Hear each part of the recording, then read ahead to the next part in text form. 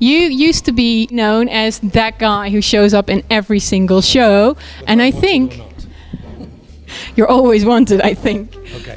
But now I think you're more known for your role in Supernatural as Crowley. Not necessarily. I mean, it's a very, very popular show. I'm very glad to have been part of it for as long as I was. But for the first 5 years of Supernatural, I was also doing Doctor Who and White Collar and Warehouse 13 and a bunch of other stuff. And up until recently, I just did a MacGyver. To play the role my dad played in the original, which was a lot of fun. But I'm very, very pleased and proud of the time that I spent on Supernatural, but it was time to start doing something else.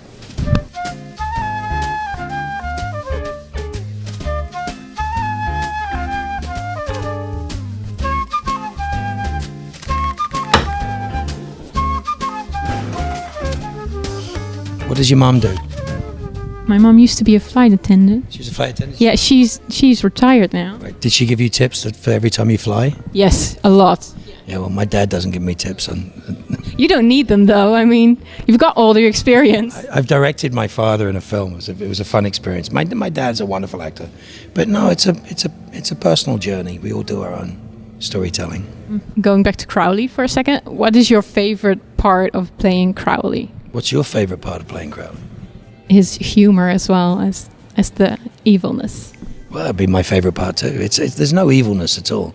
Evil is in the eye of the beholder, I guess. It's subjective concept, but no, I never thought of Crowley as evil. He killed a lot less people than the Winchesters.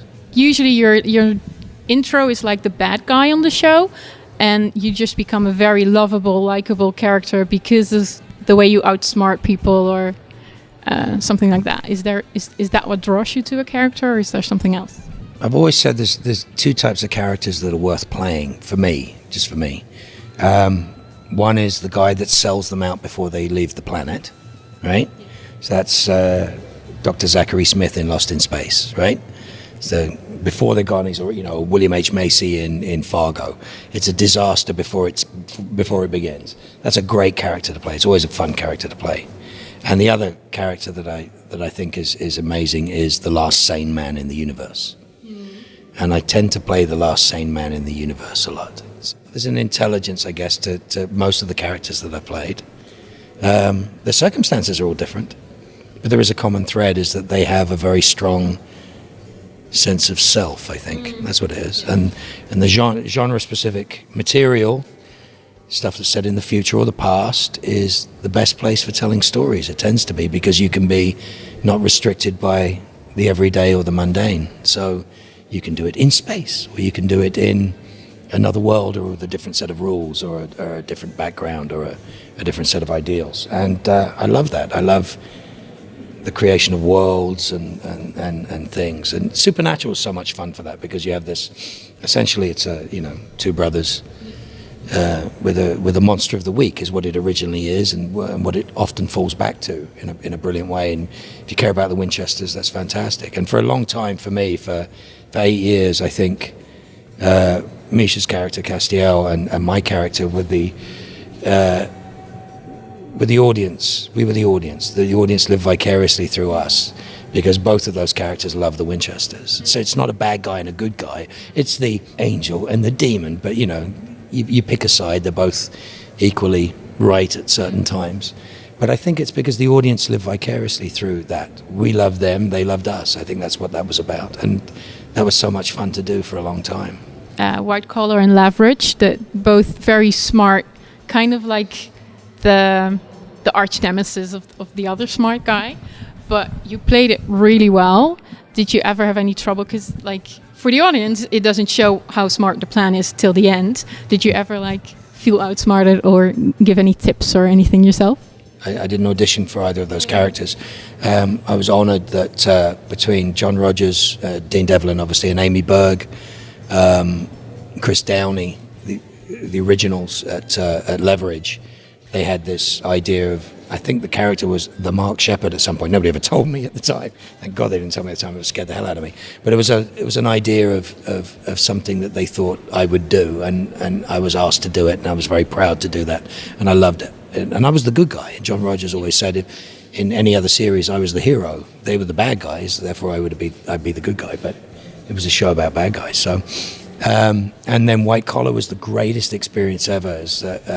And I knew the character was the first villain or bad guy or whatever. It wasn't actually. It was just a good forger, and it was another villain using that villain to get himself square and in the mix. And which was so repulsive to my character. And I was told very early on, I said, well, we will bring you back in a few years. And nobody ever says they're going to bring you back like 4 years later. They're like, yeah, 4 years from now, we'll bring you back because, you have to be in jail. 4 years later, I get a phone call going, so we're ready for you. These are the episodes, 6 episodes. This is what you've been. I'm like, you got to be kidding me. You actually had a plan and you made a promise and did it. And I was proud to do it. And I love Matt Bomer and I love Tim. They were so much fun to play with. They were really, really fun to play with. And it was a nice thing to do. I got to do some fun stuff even while I was on Supernatural, Doctor Who and the rest of those shows, and I got to finish up Warehouse 13. Yes, I was going to mention that because in the beginning, your first time on the show, you sacrificed himself, and then you came back, and your character kind of took a different turn. Yeah, I think it was the parallel universe, and Jack called and said, "Would you like to come back and finish it up?" And I was like, "Of course, I'd love to come back and do it." So I went to do that. But it was a charming show, and there were some wonderful actors on that show, and good writers on that show. But it wasn't as much fun as the original.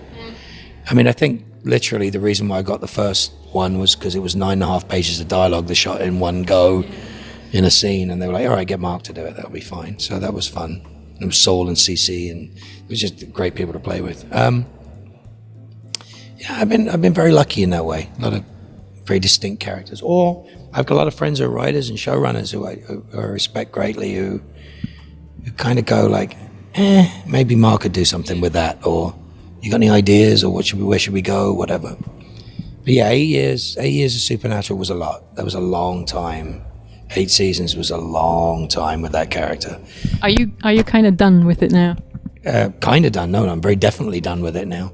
No way of bringing you back. Well, initially it wasn't my option. It was their option, but I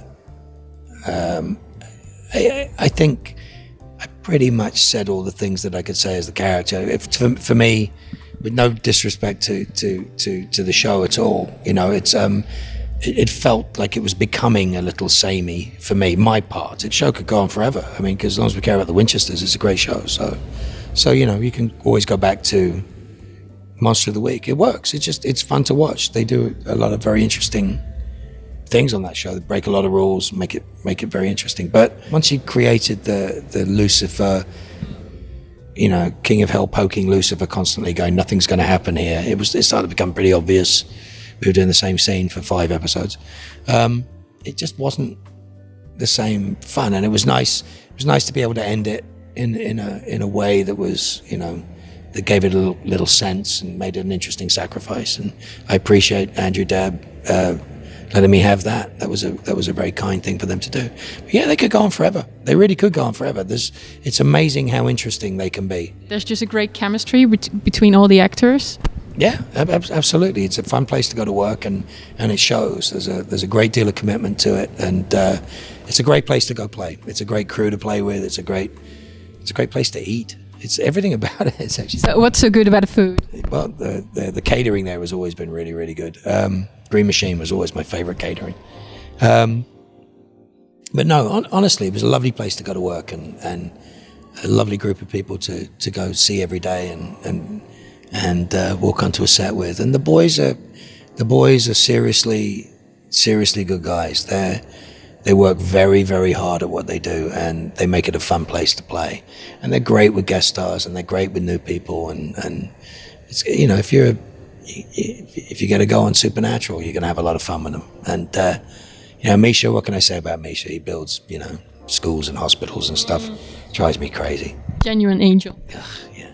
And because I'm a major Buffy fan, who's of course made by Joss Whedon. You're not in Buffy, I know that. But you were on Firefly and Dollhouse. Yes. So I was going to say, because you keep coming back, like either on the same show or in this case, a different show by the same guy. They always say once you're part of the Whedonite family, they're going to have you back or they're going to see your face again. Is that how it went? I don't know. Joss is weird. I played the role in Firefly that he wrote for himself. That they wouldn't let him do. He wrote it for himself. They wouldn't let him do it. So, I don't know how good he would have been at it. We'll see. I like him as a director. He's a truly interesting guy. I don't think the world will see another Firefly as yet. It might do in a few years, but I think Joss was very much I hate to say victim, but he was a victim of the times in a way. The show was definitely a victim of the times. It was a time when if you had 11 million viewers, it was a disaster. Now they'd kill for 11 million viewers. And if it had been on cable or been protected by a cable network somewhere, it would have been, I think, a lot better. It was a hard time for Fox. It was a hard time for everybody because it was still, you had to have the viewers, you had to have the viewership to stay on the air, and it cost money. And now we have a very different set of criteria. It would have been a great cable show, I think. Dollhouse, I'm not quite sure whether that got squeezed and pushed. I think the reason why people love Firefly so much is one of the reasons is it was stolen from them. It never gone too soon. Yeah, it never finished. It never got its voice to be fully what it was. The film was great. I like to think that he didn't put me in the film because he didn't want to kill me. So I think why he created the twins. But yeah, no, I have a great deal of respect for him. And he was going to direct a Battlestar at one point when I was at the end of Battlestar, but he didn't want. I don't think he wanted to know the ending. I don't think he did. That's Joss. So I was doing Dollhouse. I was doing the pilot for Dollhouse. He's like, "If you tell me the ending, I'll kill you." I'm like, "I'm not going to tell you the ending." But he was a big fan. He was a big fan of that. He's a remarkable guy, and a lot of people have come through that stable that are truly remarkable. I owe a great debt to him. I think he's a very interesting man. Oh, for God's sakes! It takes time. What wine? Oh, it's not good, yeah. Thank you so much. Enjoy your time here. Definitely. Thank you very much. Enjoy it.